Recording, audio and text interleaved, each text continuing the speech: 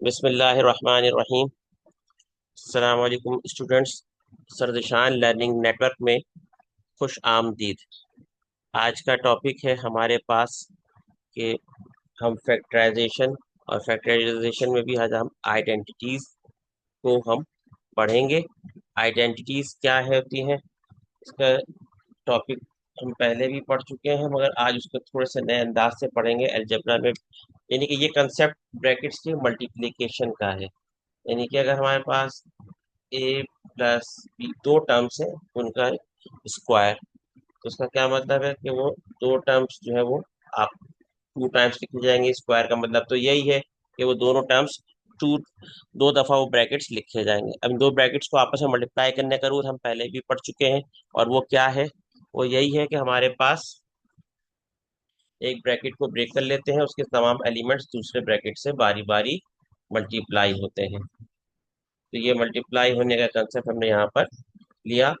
A into A square plus A into B plus A into B plus B square.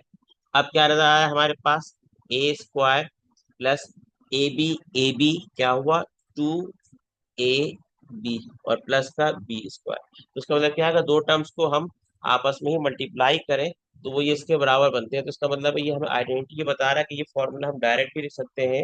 अगर दो terms का square हो तो बराबर है फर्स्ट टर्म का square plus two into first term multiply by second term और plus second term का स्क्वायर। तो ये कंसेप्ट हमने एक डायरेक्ट ही सीख लिया, बजाय दो ब्रैकेट्स को मल्टीप्लाई करने के बाद एक लेंथी मेथड था। इस मेथड से बचते हुए हमने क्या किया, अब इसको आइडेंटिटीज का एक फॉर्मूला हमने फिक्स बना दिया कि अगर दो टर्म्स आपस में प्लस हो रहे हो और उनके ऊपर होल स्क्वायर पावर हो, तो वो आपस में ओपन होकर के इस तरीके से हमारे सामने डिजाइन आउट हो सकते हैं।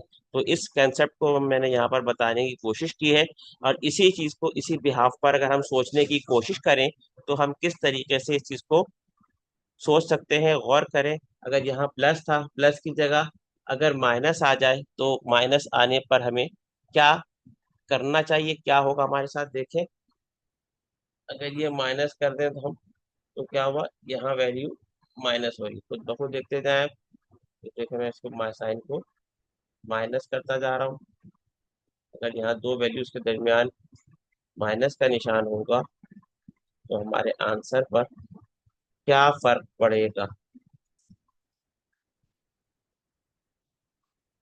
देखिए हमारे पास आंसर वही बनता जा रहा है। देख रहे हैं स्टूडेंट्स, आंसर क्या हुआ, अब हमारे पास ये माइनस में आ गया। तो देखें, सिर्फ जहां पर वैल्यू में जरा सा फर्क हमने माइनस का किया तो आंसर में खुद ब खुद हमारे पास माइनस आ गया। तो एक और आइडेंटिटी आज हमने सीख ली कि अगर ऑटोमेटिकली अगर दो टर्म्स के दरमियान माइनस का निशान हो और ऊपर होल स्क्वायर हो, अगर ओपन होगा तो बराबर होगा फर्स्ट टर्म का स्क्वायर माइनस फॉर्मूले का two into first term into second term plus second term का स्क्वायर। तो ये हमने एक ही कंसेप्ट में रहते हुए दो आइडेंटिटीज को हमने सीखा, एक प्लस वाली और एक माइनस वाली। इसी कंसेप्ट को रहते हुए हम तीसरे आइडेंटिटी की तरफ जाएं, जो कि हमारे अभी बहुत से स्टूडेंट्स को जरूरी है, 8 क्लास में के स्टूडेंट्स के लिए यहाँ भी है और खान बोर्ड के स्टूडेंट्स के लिए भी जरूरी है। उसमें क्या है कि अगर दो टर्म्स मल्टीप्लाई हो रहे हो और डिफरेंट साइन के साथ, कैसे, आज देखते हैं वाइस वर्सा साइन।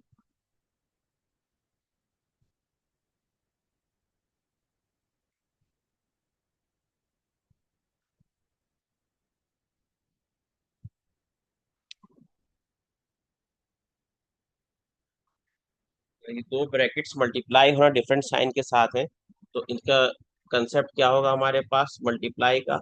एक ब्रैकेट को हम ओपन करते हैं, वो मल्टीप्लाई होगी आपस में दूसरे ब्रैकेट से, फिर माइनस बी, फिर क्या कंसेप्ट होगा देखते हैं हम यहाँ पर, A square plus A B minus A into B minus B का स्क्वायर। अब यहाँ देख रहे हैं ये प्लस का ए बी और माइनस का ए बी दोनों आपस में कैंसिल आउट हो रहे हैं। आंसर हो रहा है हमारे पास A square minus B square. तो इसको देखते हुए हम ये लिख सकते हैं, अगर दो ब्रैकेट्स मल्टीप्लाई हो रहे हो और दोनों डिफरेंट साइन के साथ हैं, तो हमारे पास फर्स्ट टर्म का स्क्वायर माइनस सेकेंड टर्म का स्क्वायर लिखा जाएगा। ये कंसेप्ट हम यहाँ बताने के बाद इस थोड़ा सा ब्रेक थ्रू लेते हैं हम यहाँ पर, बच्चों को ये कंसेप्ट देता हूँ कि इस चीज़ को समझने के बाद इसका इम्प्लीमेंटेशन आप यहाँ पर कॉपीज में करेंगे। क्वेश्चंस में बहुत सारे क्वेश्चंस हैं, उस क्वेश्चन में उसको इम्प्लीमेंट करें और इसके बाद इसका फीडबैक मुझे ज़रूर दें। इंशाल्लाह मुझे उम्मीद है कि मेरी बातें आप सबको समझ में आएंगी। अपना ख्याल रखिएगा। अल्लाह हाफिज़।